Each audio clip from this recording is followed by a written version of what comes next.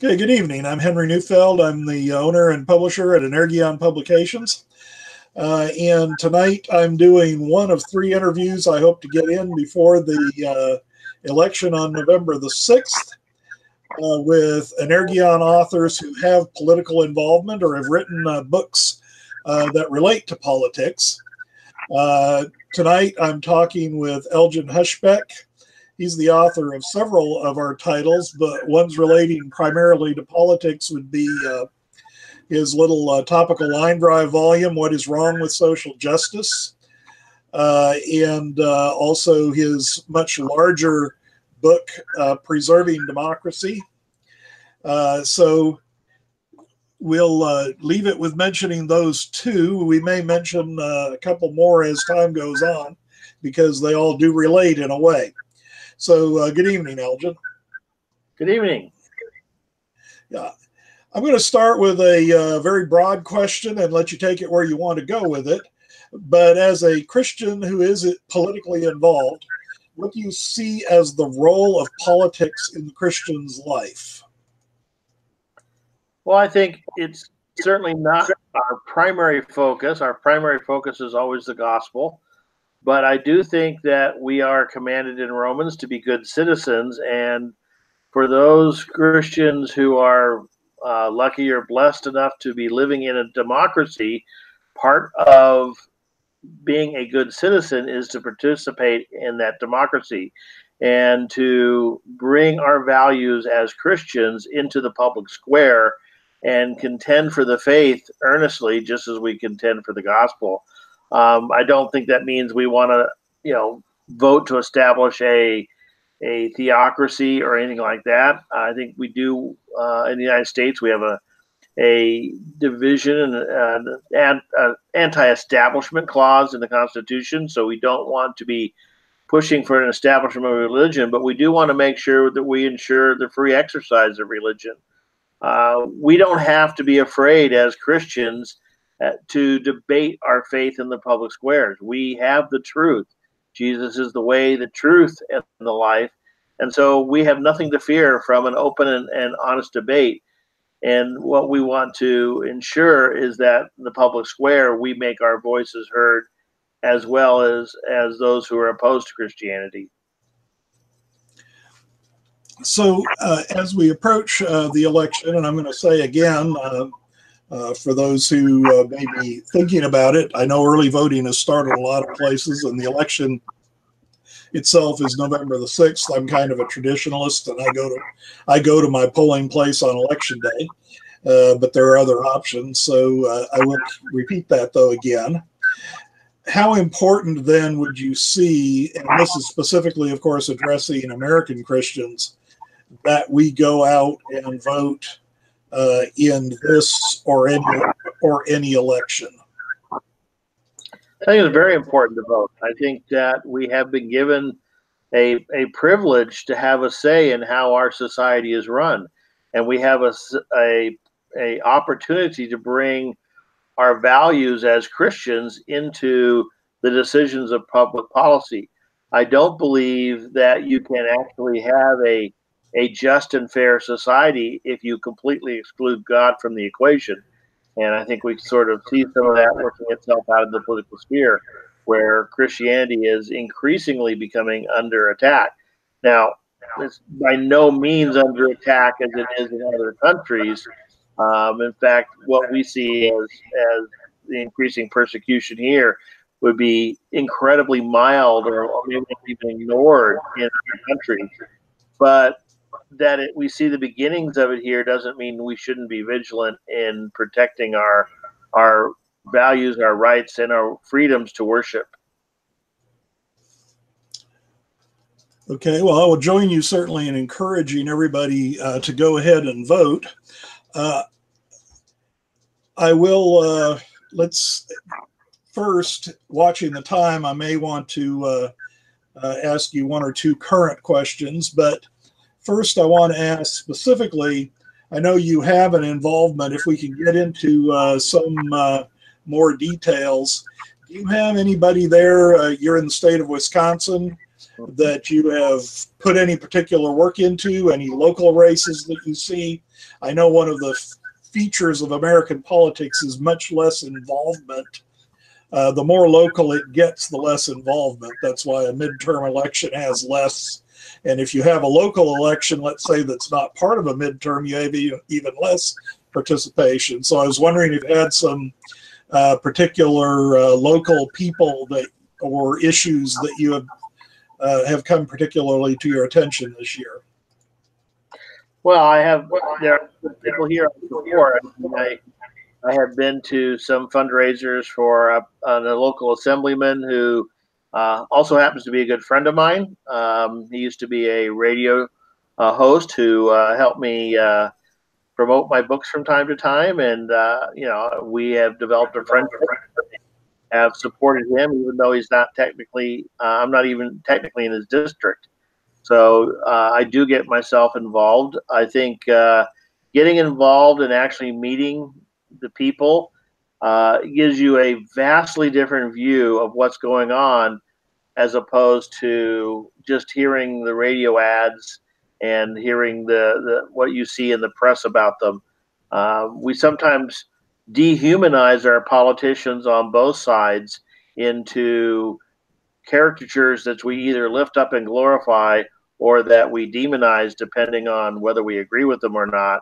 And it is good to remember that these people are also human beings with flaws and concerns, and rarely do our views of either glorification or demonization match the reality. And again, as you know, we are commanded by Christ to seek the truth. And so we should seek the truth in the realm of politics, which admittedly is sometimes difficult these days, but it's something that we should not abandon, and we should still pursue. Yeah, I was just commenting today to my wife Jody that there wasn't a single case of a political ad that I'd seen this year that wouldn't actually have made me less likely to vote, even the ones that were for candidates. I had already made a determination that I was going to vote for them. And, having worked in a few campaigns myself, I do know that the reality is often different than the portrayal. I am going to add in here, and I hope it's not too much of a surprise to you, but everybody's going to be talking about the recent violence, such as the mail bombs, and probably, I think, more importantly for us to think about the synagogue killings in Pittsburgh. Do you have any reaction, or how we might think about those events? I think we have to be very careful, especially the people who are sometimes the most political, that we don't seek to exploit tragedies for our own particular political gains. It's very easy to find people on both sides at the fringe who do things that are not acceptable, and whether it be the Bernie Sanders supporter who shot up the congressman, almost killed Steve Scalise, or whether it's the Trump supporter who sent mail bombs, or just basically the anti-Semite who's a Trump hater who killed the people at the synagogue. We have to be very careful that we place blame where blame properly belongs, and that's with the people who committed the crimes.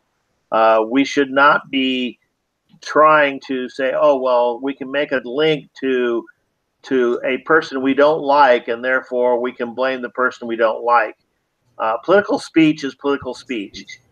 It is kind of its own genre. For like the political commercials, I really don't blame the politicians for that, because there's only one reason they run them, and that's because they're effective. And if it wasn't effective, they wouldn't do it. And so really the problem is the people who are consuming it, the people who that's the only information they ever get. And so if you're trying to reach people's attention, you sometimes raise your voice. Well, metaphorically, that's we're doing.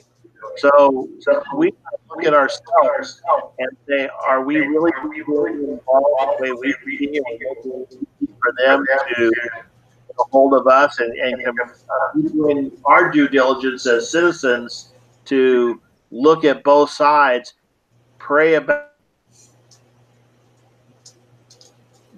we are comfortable with in terms of with the Holy Spirit in terms of how we're going to vote.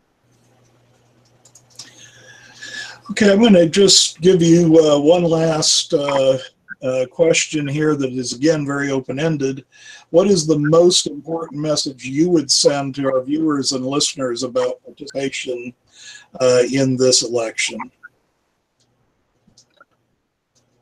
That's a, so you say I had 3 hours, right? 3 minutes.